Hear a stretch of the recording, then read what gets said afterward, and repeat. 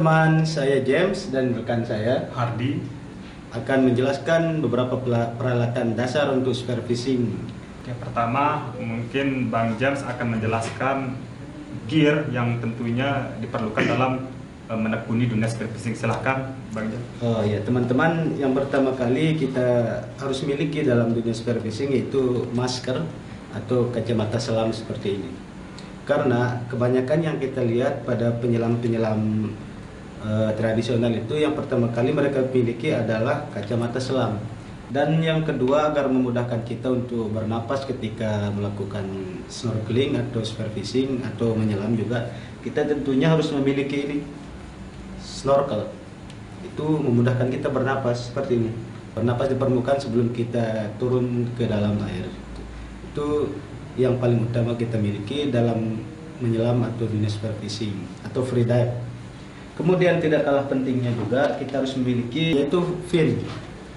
Fungsi dari fin ini adalah untuk menambah kecepatan kita dalam snorkeling, menyelam ataupun free dive agar tidak merasa kelelahan.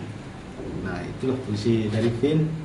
Kemudian untuk keamanan yang lebih tinggi lagi kita harus menggunakan wetsuit seperti ini. Fungsinya wetsuit itu adalah untuk melindungi badan kita agar tidak terkena dengan biota-biota laut yang berbahaya, contohnya seperti karang yang beracun, ubur-ubur dan lain-lainnya. Dan tidak kalah pentingnya juga kita harus pakai glove atau sarung tangan agar saat kita memegang batu atau ketika kita mengambil sesuatu kiranya di dalam air itu tangan kita tidak tersengat oleh biota laut yang lain. Oke, jadi yang pegang ini adalah pemberat timah dan juga sabuk serta ada sangkur. White bear. Ya, ini sangat dalam dunia spare fishing ini sangat penting sekali karena untuk membantu memudahkan kita saat menyelam agar kita tetap tenang tanpa harus bergerak, kita bisa menuju ke dasar laut.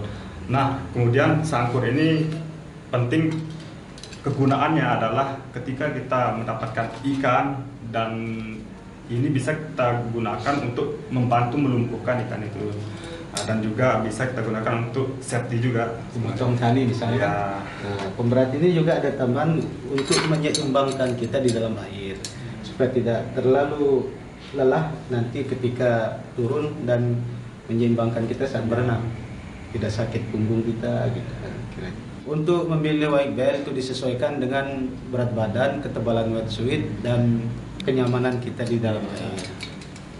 Kalau saya sih memakai white bear itu sekitar 4 kg dan wetsuit saya tebalnya 3 mili dan berat saya itu 65 kg. Oke, sedangkan saya menggunakan white bear dengan batu timah yang beratnya sekitar 3,5 kilo dan pemakaian saya karena berat badan saya 72 kilo. Dan ketebalan wetsuit yang saya gunakan itu sekitar 3 mili ya. Dan itu dengan pemberat sekitar 3,5 kilo itu sudah membuat saya seimbang dan juga tidak ada kesulitan dalam menyelam. Oh ya teman-teman, satu lagi itu tidak kalah pentingnya dari spare gun adalah float and floating line seperti ini, dimana kita harus menggunakan yang lebih besar lagi ya seperti ini. Fungsi dari floating line itu sebagai penanda kita menyelam di air itu agar tidak terkena atau ditabrak oleh boat ataupun perahu-perahu yang lewat. Kemudian untuk keselamatan kita juga ketika kita lelah kita bisa memegang ini untuk mengapung di dalam air. Nah, floating line itu terdiri dari pelampungnya, talinya dan juga ada stringernya. Jadi untuk mengikat ikan di dalam air biar lebih aman gitu. Selanjutnya adalah yang terpenting adalah spear gun. Ini yang saya pegang ini adalah spear gun jenis konvensional ya, dan ini adalah spear gun pabrik dan bahannya dari karbon dan juga plastik. Ini standar pabrik dan panjangnya sekitar 60 cm. Iya. Kemudian untuk penyelaman yang itu siang hari kita gunakan spare gun panjangnya 120 cm minimalnya seperti itu. Dan yang saya pegang ini adalah spare gun handmade, terbuat dari kayu dan bisa digunakan siang hari. dan jenisnya pun adalah konvensional. Panjangnya itu 120 cm yang standar untuk siang hari. Oke teman-teman, itu dia tadi penjelasan mengenai gear dan peralatan yang kita gunakan dalam menggeluti dunia spearfishing. Barangkali untuk teman-teman yang ingin menggeluti spearfishing, alangkah lebih baiknya untuk memperhatikan yang namanya safety tentunya, Untuk dan juga dan juga tentunya tidak boleh menyelam sendiri, dan paling tidak harus ditemani dengan atau oleh teman yang sudah melakukan spearfishing sebelumnya, memiliki body gitu. Ya.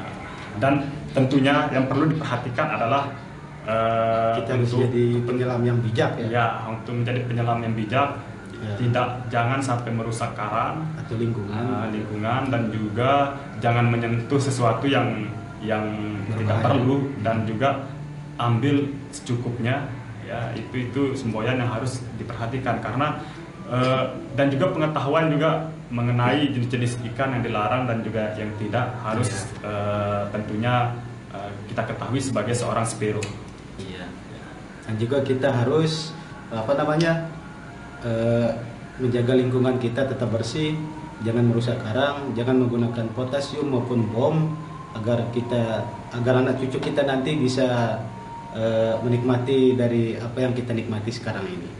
Sampai jumpa lagi ya bersama saya James Spearfishing dan rekan saya Hardi Apriandi.